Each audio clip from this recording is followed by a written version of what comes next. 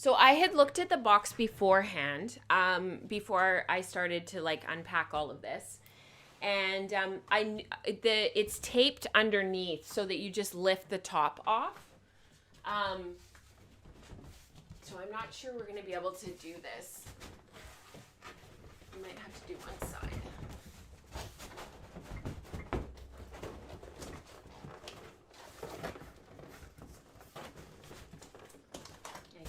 There we go. Thank you.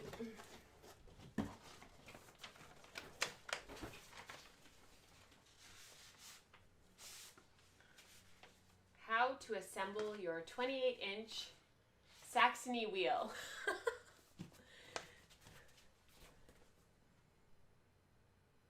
So, John had said from the Fiber Garden that these instructions are actually not totally up to date. So he's got a couple of things because they're using different clips now. So apparently the clips that they were using at the time that these instructions were made are not, there's a couple of things that needs to be updated. So John at the Fiber Garden has the new instructions, and I just have to email him if we're stuck and he'll help. So, all right, so let's see what's inside, and we'll sort of slowly start to pull things out and see. So step 1 is to remove all parts from the box. So we are not going to put it together today because John had recommended, as did Gord. Gord is Gord Lendrum, so he owns Lendrum. He's the genius behind Lendrum. They recommend putting a clear finishing varnish on the wood before you assemble your wheel. So Mike and I are going to work on that this week, and then I will put it together, because there's no way that I want to put it together and then try to varnish it after the fact. Okay.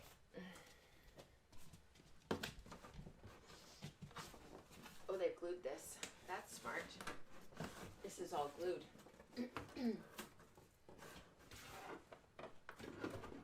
These pieces are glued, which is really cool. So the pieces of cardboard are actually glued together. Okay, so that's part of the maiden. Here, this is the Lazy Kate, so I can take that out.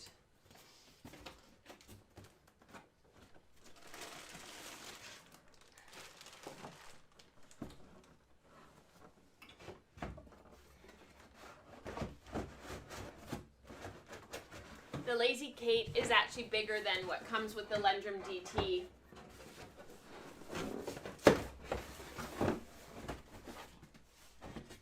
So this is the Lazy Kate. It's the same as the one that comes with the DT, except that it's just a little bit bigger because the bobbins on the Saxony are bigger. So we'll put that off to the side.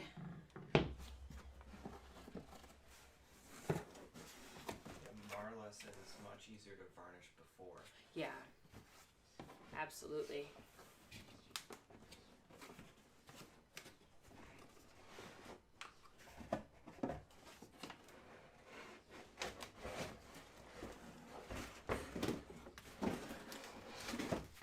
Okay.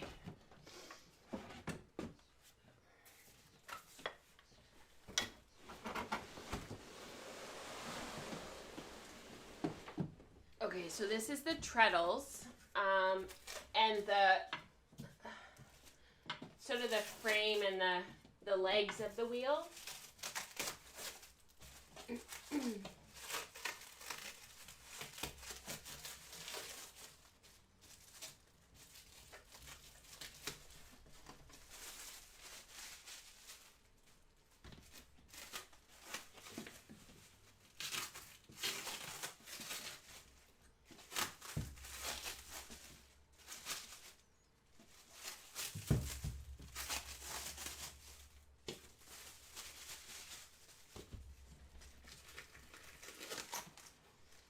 Actually, one thing I really like about this is that there's no styrofoam. It's all cardboard.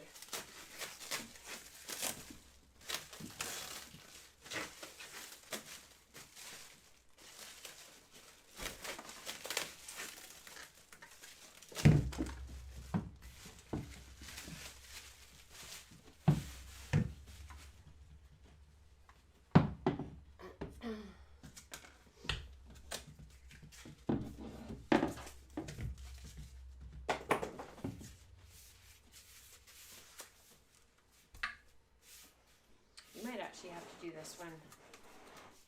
Get this off. They glued it for secure, like to hold it on.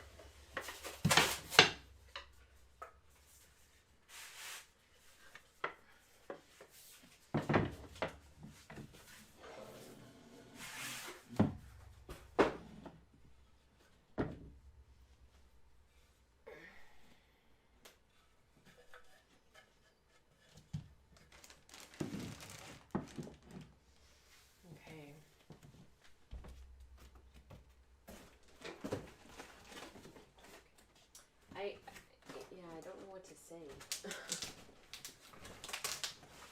There's more pieces in the box. So maybe what I'll do is while Mike is undoing the glue, because there's a whole bunch of glue holding the corrugated cardboard together, which is really great because it's packaged really securely. I'll undo some of this. So this is the maiden. And there's some bobbins. The wood grain is gorgeous. You're right, Eve. It's just absolutely beautiful.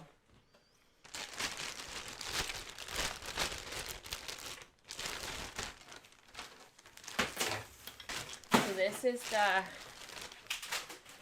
the maiden.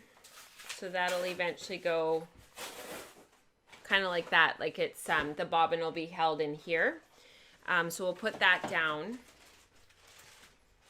I ordered the flyer on the left because this is a traditional style wheel. So this type of a wheel is going to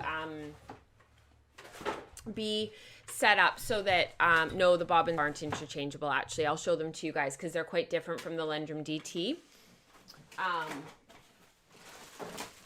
I have them right here, so I'll show them to you. So basically, I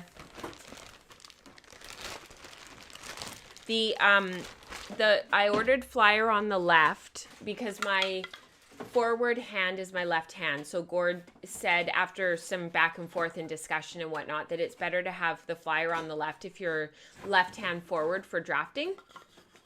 So the drive wheel, which is underneath everything. So in the box, it's underneath all of this stuff. So when we take out all of this and lift it out, the drive wheel will be underneath, which is actually the part that I'm the most excited about. So the drive wheel will be on the right-hand side, and then the bobbins will sit on the left. So one of the, like this, in the maiden on the left-hand side. And one of the things that was an option was you could order it with double drive, or you could order it with double drive and Scotch tension. So the bobbins look like this. They kind of look like Ashford bobbins a little bit. But you can see, let me hold them. Oh, that's loud.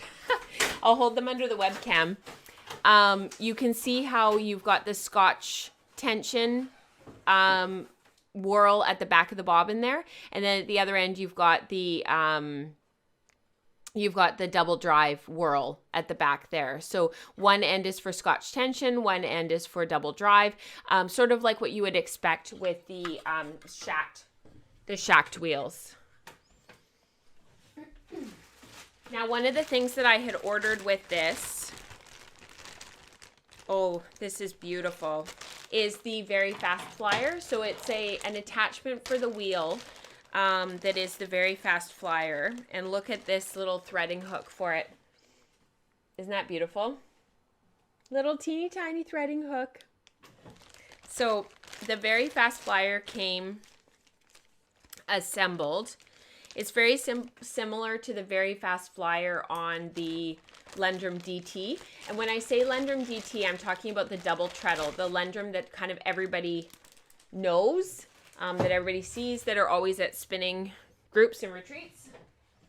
So here's the standard flyer. This is the standard one that'll go on the maiden. And then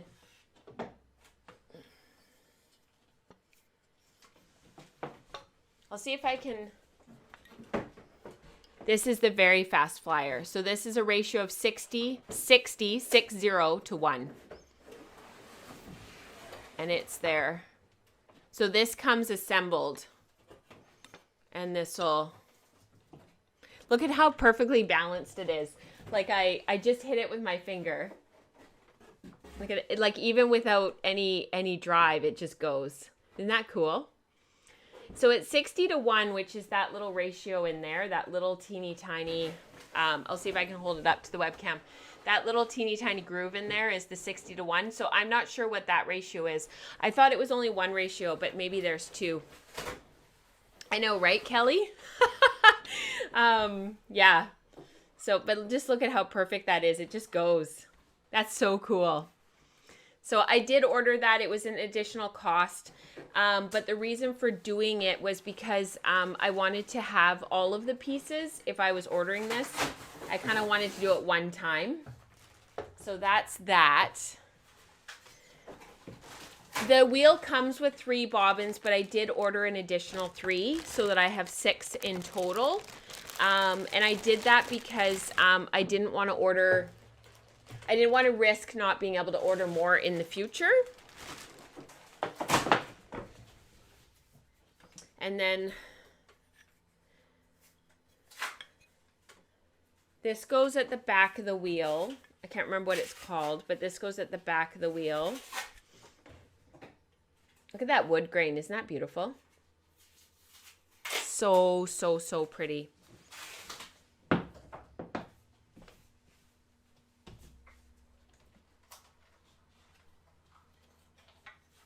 This is just unbelievable. Look at that drive wheel. 28 inches.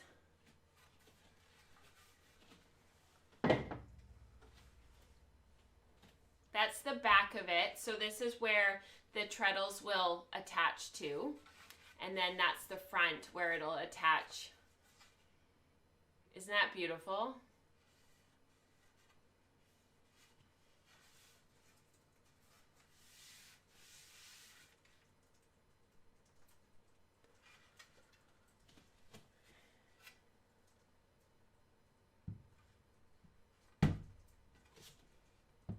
I'm not sure the best way to I don't want to risk this slipping.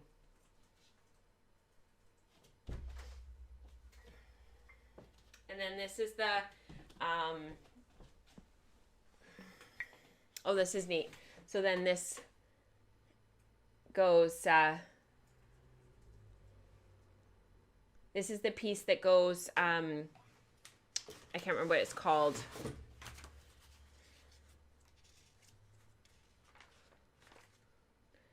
This is the piece that goes in between these two pieces at the back of the wheel. So it goes in between, and it is your tensioner to lift and lower your maiden. The center board, he calls it. Yeah, that is so cool. And then we have a whole bunch of pieces in these bags, which I need to get away from the microphone.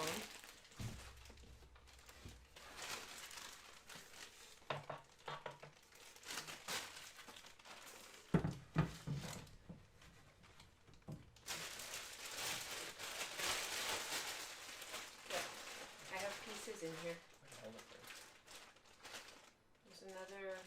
There's another threading hook.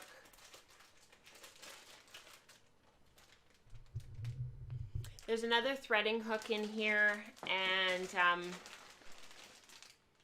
The tension knob is in here for the Scotch tension. There's nuts and bolts.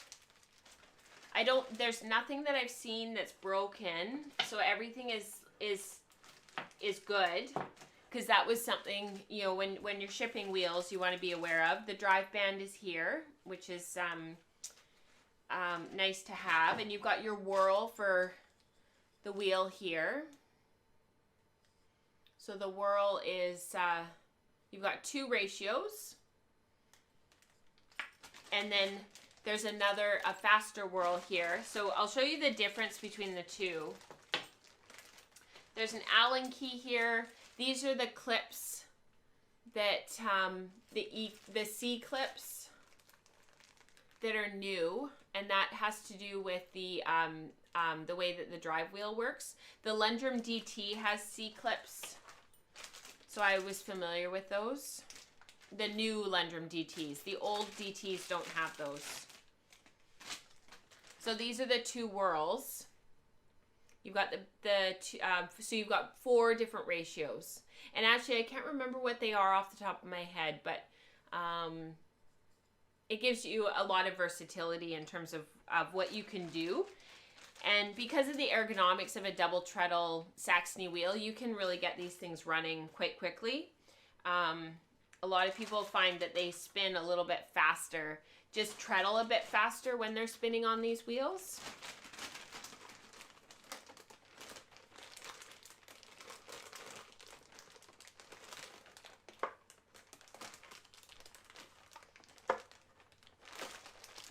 Diane, you're so funny.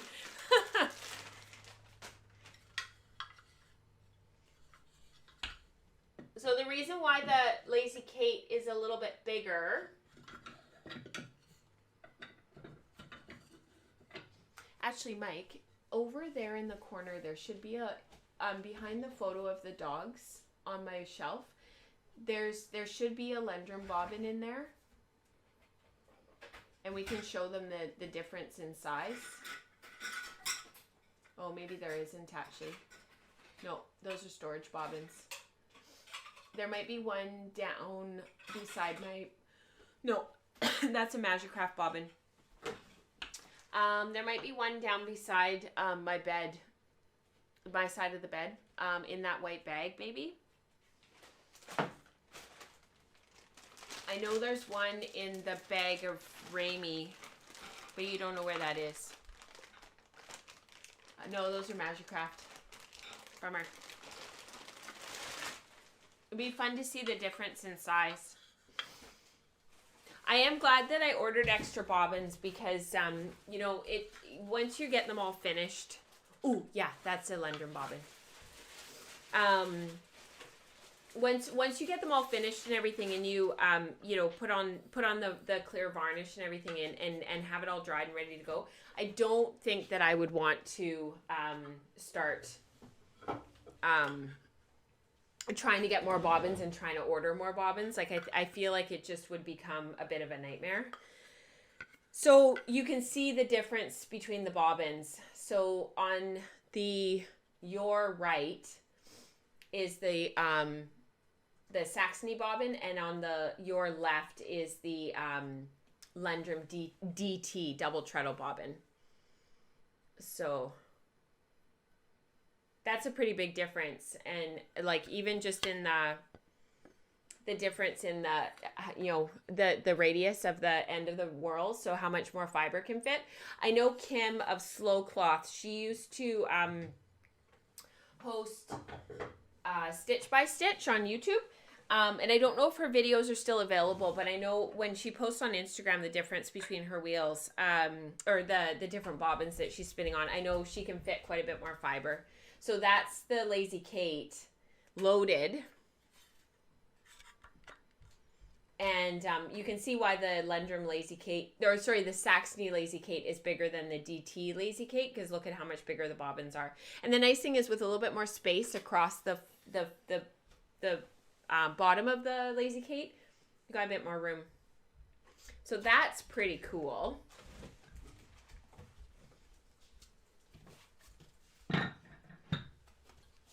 So the flyer mechanism will go over here. So we'll just lay out sort of where everything will go.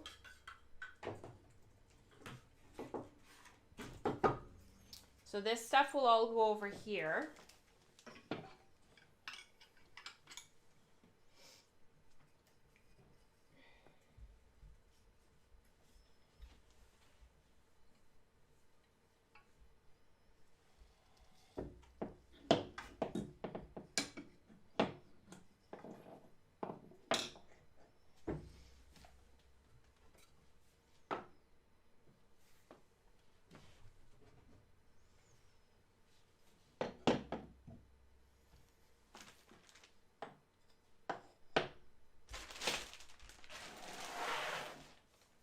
And this,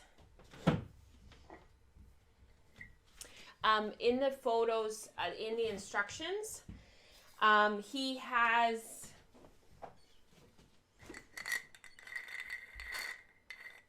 this spare whirl stored on here. So this goes in between here with the whirl stored. So that's kind of an idea of how the wheel will go together, kind of. Isn't that neat? Yeah.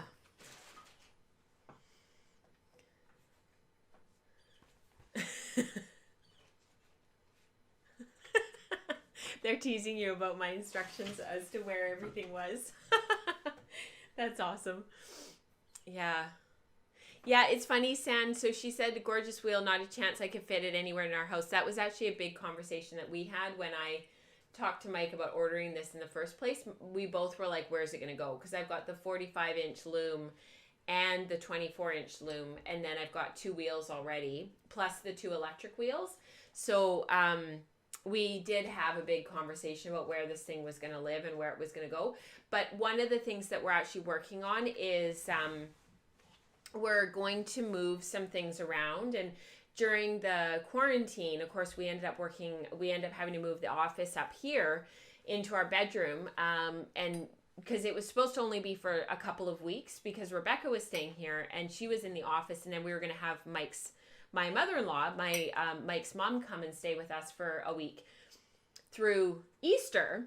And so we were sort of like, okay, we'll be up here for, a couple weeks, maybe a month, and then we'll move everything back down into the office. Well, the lighting up here is so much better. And the office has kind of become, it's becoming the train room. Mike's nodding. And, which is really fun for him and Mike, and Nora's kind of getting into it a little bit.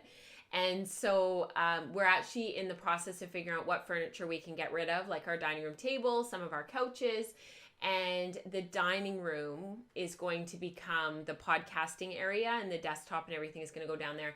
So the Saxony, I think, is probably going to live in our family room, which is where we spend the majority of our time. We spend a lot of time in there watching, we'll watch a movie on Friday night or on Saturday night. If my mom is over, we sit in there. The fireplace is in there. And you're right, Kaylee, it'll become a centerpiece, and it'll kind of become like a piece of furniture. Or it'll live up here in this room, because my 24-inch compact is going to go on this wall here. It's going to sit right where I'm sitting right now. And the Lendrum might go right here, and this might be sort of like a little spinning nook for me. So we'll see. Yeah.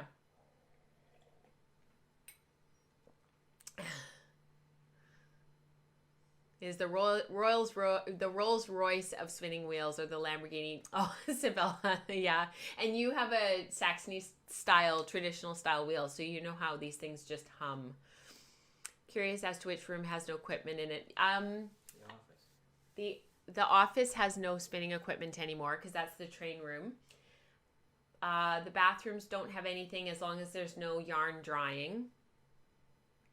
The kids' room doesn't have anything. No, if they have their drop spindles. Oh, they have their drop spindles in their room. So they have their Turkish spindles. That's right. There's nothing. Oh, no. The kitchen sometimes has stuff because I put my electric spinners on the counter. Somebody had posted, was it on Slack channel maybe about a week ago? Somebody had said they were working on having, or might have been on Instagram, they were working on making sure that every room in their house had fiber or equipment or something in it. But when you live in a smaller home, you know, whether it's a condo or a townhouse or a small detached home, whatever that looks like, you're gonna have your stuff in your living space. And I really loved my friend Nikki. She said one of the things that she really loves is having a living space that looks like it's truly being lived in, and that you're using your space to really live and do what you love. And if there's a way to organize it and put things away so that at least it looks sort of tidy, that she doesn't see the point to having everything just socked away, because then you're never going to use it because it's out of sight, out of mind. I'm inclined to agree with you, Sabella. She thinks that I'm not going to spin on anything else. I use my Lendrum a lot for, like, my DT. I use it a lot for teaching. So I tend to keep it empty. I have been spinning on it more through the social distancing, flatten the curve stuff, because we've been home more. But I do tend to keep it for more teaching purposes, doing demos for the show and for the podcast, and a lot of the teaching content is taught on my DT. My Suzy Pro I use mostly for all of my default spinning, anything that I want to do, like the silk spinning that I've been doing recently, the luxury spinning, anything that's kind of moderate to high twist, or and that I can just sit down and spin. So I'm hoping that this wheel and that wheel kind of spell each other off in terms of throwing a more woolen project onto this wheel, and then sort of a worsted project onto the Magicraft, and kind of going back and forth that way, because I very much see those two wheels as being very, very equal, but for different purposes, if that makes sense. So I'm hoping to get this wheel. I've got all that cashmere to spin, so this wheel will do that. Probably on the 60-1, so we'll see how that goes.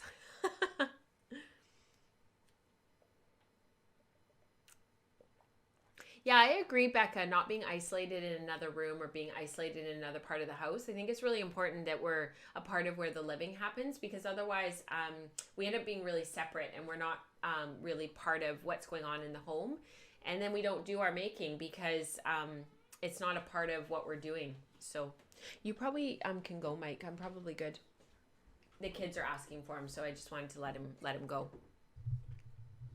Let me move the mic slightly, and then I can answer any more questions you guys have, and then I'll let you go.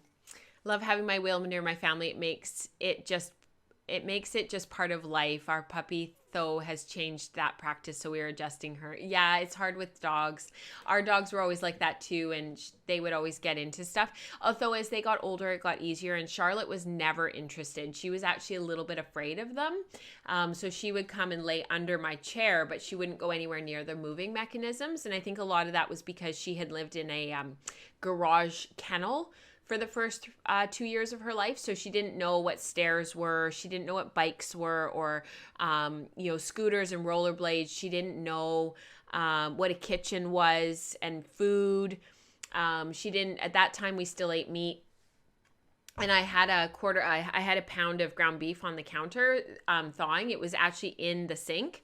And she got up onto the counter and into the sink and ate the ground beef, because she wasn't used to having food around, and she didn't know kind of how to navigate that. So we had to be very careful with her around food, because she had lived in such an odd environment for the first 2 years. Like, she didn't even know what stairs were. So we got her to the front door of the house, and she didn't know what to do. This is really interesting. Yeah. Oh, thanks for saying thank you to Mike, you guys. He was a big help, because actually some of the cardboard, I wouldn't have been able to undo it and still interact with you guys. So that was really helpful. Yeah. I only have an e-spinner, so it can go where I go. Yeah, that's awesome, Debbie. I think there is some really great advantages to spindles and e-spinners for sure, because you can move them around. And that's actually where my Ashford e-spinner has been a huge advantage, because I do plug the battery pack in, and I take it out into the cul-de-sac a lot, and I sit and spin on it. And that's actually how I got that big Falkland spin finished so quickly, was having the e-spinner to take out there. And I have a couple of little tables that my friend Tracy gave me that they used to use for camping, and then they sold their trailer. And they're not very sturdy, but the weight of the e-spinner on it actually makes them quite sturdy. So I can set the battery up, set the pedal up, and I can sit out there and spin, and actually I can get a lot done in quite a short period of time. So one of the things I wanted to mention about the wheel, one of the things that John had said to do is on the underneath side, and I'm not sure I can hold it up, but I will try.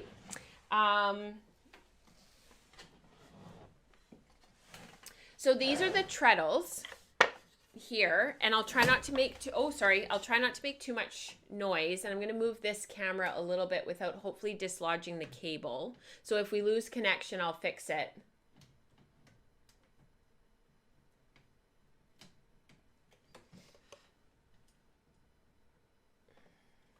I think I'll use the webcam instead, actually.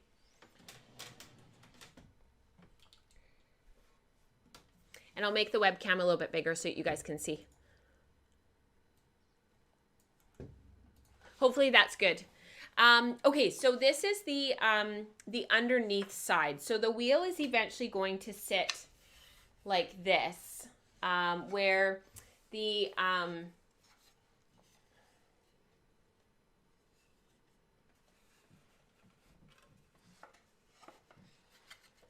treadles are going to eventually sit like this. So you've got if I can move that out of your way a little bit, then you can even see on the big camera as well. So the treadles will eventually sit like this, and the wheel will sit on the ground like this, and then these will come up to the back, and the drive wheel will sit up here. So one of the things that John had said at the fiber garden was actually to take the underneath side of one of the treadles under here and just do a little test varnish. So we're going to use a cloth. We're going to do hand rub the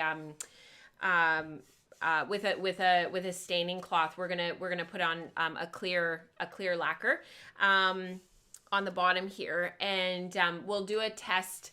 And I was looking up on YouTube different ways to finish walnut, and there are so many videos. It's unbelievable. You can look up how to finish maple. You can look up how to finish walnut. You can look up how to finish any wood you can think of. It's just unbelievable the amount of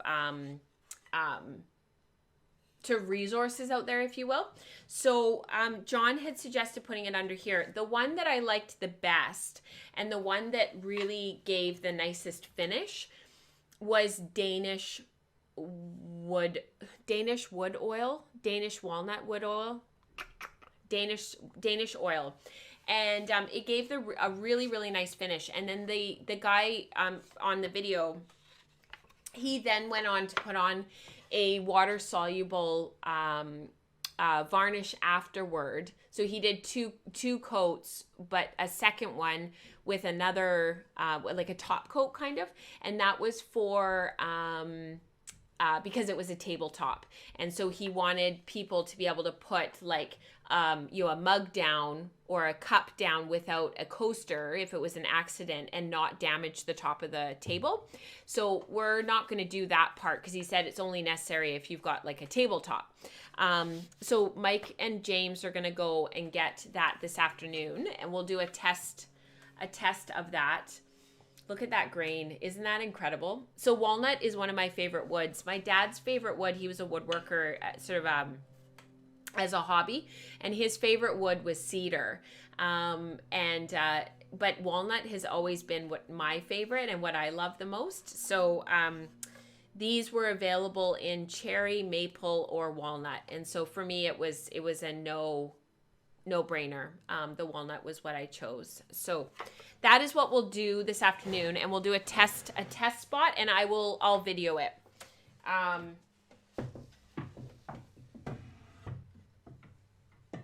And then hopefully you guys will be able to see that. And then what I'm hoping actually